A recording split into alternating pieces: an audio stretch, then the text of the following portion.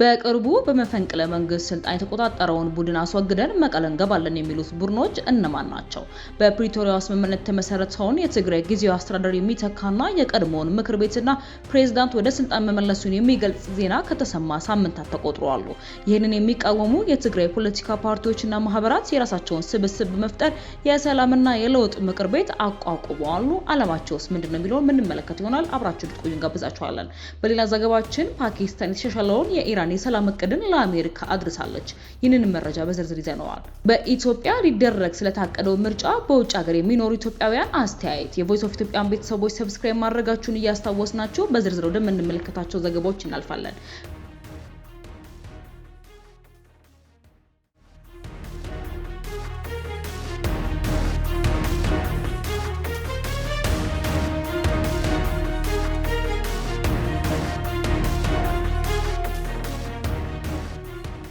በቅርቡ በመፈንቅለ መንግስት ስልጣን የተቆጣጠረውን ቡድን አስወግደን መቀለ እንገባለን የሚሉት ቡድኖች እነማን ናቸው? የፓርቲው ሚዲያና ኮሚኒኬሽን አስተባባሪ የሆኑት ብርሃነ ገብረ ኢየሱስ ከቢቢሲ ጋር በነበራቸው ቆይታ የለውጥ ፈላጊዎች እንቅስቃሴ የተባለውን ቡድን ከተለያዩ ፓርቲዎች፣ ታዋቂ ግለሰቦችና ተጽዕኖ ፈጣሪዎች ተውጣጥቶ በትግራይ መሰረታዊ ለውጥ ለማምጣት ላለፉት 7 ወራት ሲመክር እንደነበርም ተናግረዋል። እነዚህ የለውጥ ፈላጊዎች በምርጫ ቦርድ እውቅና ያገኙ 4 ፓርቲዎች እንዲሁም ታዋቂ ሰዎች መሆናቸውንም ጨምረው ገልጸዋል። አቶ ብርሃነ አክለውም የለውጥ ፈላጊ ኃይሎች የተባለው ቡድን ወደ ምክር ቤት ሲያደግ በክልሉ የሚገኙ ከተጽዕኖ ፈጣሪዎች ወደ 7 የሚሆኑ በክልሉ የሚንቀሳቀሱ የፖለቲካ ፓርቲዎች፣ ታዋቂ ሰዎች፣ የሚዲያ አካላት፣ ማህበራትን አካቶ እሁድ ግንቦት 9 ቀን በይፋ ምክር ቤቱ መመስረቱን ተናግረዋል። ስምረት ፓርቲ በትግራይ ክልል ተመዝግቦ ከሚንቀሳቀሱት ከባይቶና፣ ከአረና ትግራይ፣ ከትንሳኤ ሰባ አርለታና ከሌሎች የፖለቲካ ፓርቲዎች እንዲሁም ከሲቪክ ማህበረሰቦች ጋር በመሆን የትግራይ ሰላምና ለውጥ ምክር ቤትን አቋቁመዋል። ከአሁን በኋላ የትግራይ ህዝብ አሁን ባለበት ሁኔታ ረጅም ጊዜ መሄድ አይችልም ያሉት አቶ ብርሃነ በኢኮኖሚ ጫና መጎዳቱን፣ ከመኖሪያ አካባቢ መፈናቀሉን እንዲሁም በመልካም አስተዳደር፣ በጸጥታ እጦት፣ በስራ አጥነት ጠቅላላ ክልሉ ምስቅልቅል ውስጥ መሆኑን ተናግረዋል። እሁድ ዕለት በአዲስ አበባ ይፋ የተቋቋመው ምክር ቤት የትግራይ ጊዜያዊ አስተዳደር ከዚህ ደረጃ ረጅም ጊዜ መቆየት የለበትም ብሎ እንደሚያምንም ተናግረው በአንድ ወር የአካሉን የለውጥ ፈላጊው በሚያደርገው እንቅስቃሴ ጊዜው ሊያጥርም ሊረዝም በሚችልበት ሁኔታ ለውጥ ለማምጣት እንደሚሰሩም ተናግረዋል።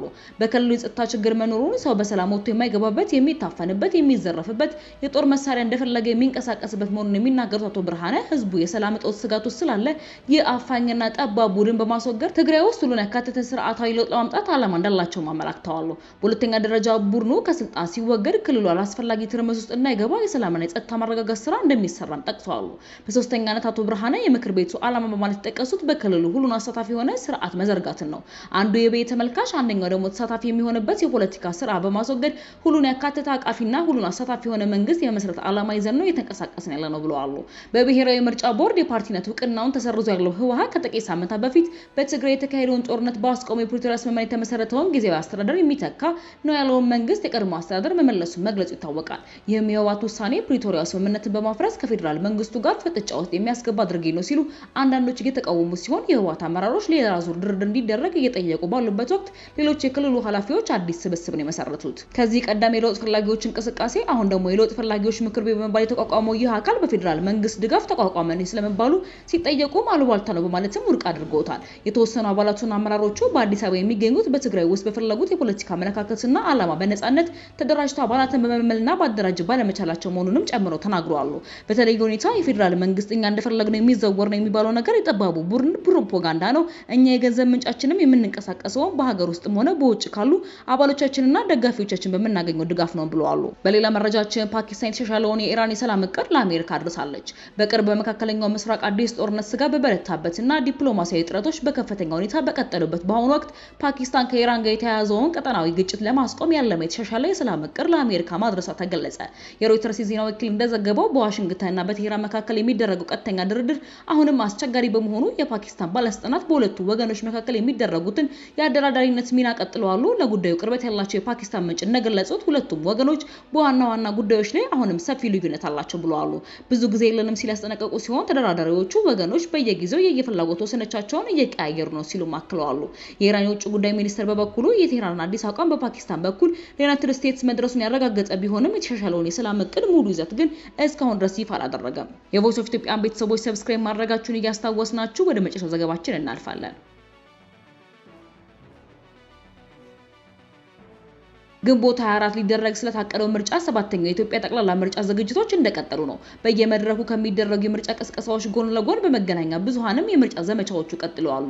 በምርጫ ህገ መሰረት በተለምዶ ዲያስፖራ የሚባለው የእንግሊዝኛ ቃል የሚጠሩት በውጪ የሚኖሩ ኢትዮጵያውያንና ትውልደ ኢትዮጵያውያን መመረጥም ሆነ መምረጥ አይችሉም። ሆኖም ሂደቱን መከታተላቸው በየመድረኩ አስተያየት መስጠታቸውም አልቀረም። ዶቼ ቬለ በውጪ የሚኖሩ ኢትዮጵያውያን ስለ ምርጫ ሂደት ከምርጫው ምን እንደሚጠብቁ እንዲሁም ስጋቶቻቸው ምን እንደሆኑ ጠይቋል። ከመካከለኛው ቤልጂየም የሚኖሩት ፓስተር ጌታቸው አሰፋ ሂደቱን አድንቀዋል።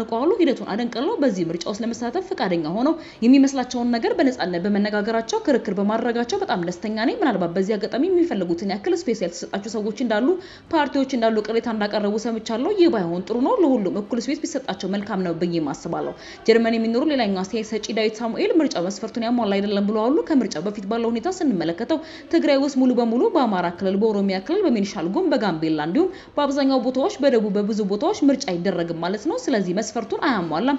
ለዚህ አይነት ሁኔታ ምርጫ አደርጋለሁ ማለት ለመንግስት ጥቅሙ ምን እንደሆነ ግልጽ አይደለም ብለዋል። ሌላኛው አስተያየት የሰጡት ደግሞ የጀርመን ነዋሪ ኢንጂነር መኳንን ደግሞ ተያያዥ ጥያቄዎችን አንስተዋል። ዙሪያው በጦርነት የተከበበና በዚህ መሃል ምርጫ እናደርጋለን ማለቱ ምን ጥቅም አለው? ሰላም ነው ያው የአዲስ አበባ ብቻ ነው። ኢትዮጵያን አጠቃሎ ምርጫ ማድረግ ይቻላል ወይ? እንደኔ አይቻልም ነው ብለው አሸንፈናል ለማለት ከሆነ ምንም ችግር የለውም። መመረጥም አያስፈልግም። ለውጭ ሀገር ሰዎችም ሆነ ያውቁታል። ኤምባሲውም አዲስ አበባ ነው ያለው። ማንን ነው ማታለል የሚቻለው ሲሉም ጠይቀዋል። ሰላም የለም ግጭት እያለ እንዴት ምርጫ ይካሄዳል በሚል ለሚሰጡ አስተያየቶች ፓስተር ጌታቸው በመንግስት በኩል ለሰላም የተደረጉ ጥረቶች በማንሳትም ሀሳባቸውን አካፍለዋል። እነሱ አሁን ሰላም መቅደም አለበት የሚለው ነገር እኮ መንግስት ለሰላም ሲል ሀገራዊ ምክክር ኮሚሽን አቋቁሞ በየቦታው ተዛዝሮ እያንዳንዳቸውን ለማነጋገር አለን የሚሉን ቅሬታ ሀሳብ በሙሉ ጠይቋቸው በዚህ አይነት መንገድ አንነጋገርም አንወያይም ብለው ከስምምነቱ ከንግግሩ የተገለሉ ቡድኖች ናቸው። በውይይቱ አይሳተፍም። ግራ የሚያገባ ነገር ነው ሲሉ አስተያየቶቻቸውን ሰጥተዋል። ከመጪው ምርጫም እንደሚጠብቁ የጠየቅናቸው አቶ ዳዊት ወደ ሰላም የሚወስድ አይመስለኝም ሲሉ ለመንግስትም ህጋዊ ነኝ ለማለት ካልሆነ በቀር ምንም የሚጠቅመው ነገር የለም በማለት ሀሳባቸውን አክፋፍለዋል። ኢንጂነር መኳንን ደግሞ በዚህና በዚህ ቦታ ላይ ምርጫ የሚካሄደው ብሎ ኢትዮጵያ ማስተዳደር ተመርጫለሁ ብሎ ኢትዮጵያ ማስተዳደር ይችላል ሲሉም ጠይቀዋል። ፓስተር ጌታቸው በበኩላቸው ለኢትዮጵያ መጪው ዘመን ብሩህ ነው ብለው እንደሚያስቡ ማንም ያሸንፍ ማንም ከባለፈው ጊዜ ይልቅ ፓርላማው የተቀየረ ይላል የሚል እምነት አለኝ ሲሉ አስተያየቶቻቸውን ሰጥተዋል። የቮይስ ኦፍ ኢትዮጵያን ቤተሰቦች ዳግም ሰብስክራይብ ማድረጋችሁን እያስታወስናችሁ በሌላ አዲስ ጉዳዮች እስከምንገናኝ ድረስ በደህና ቆዩ።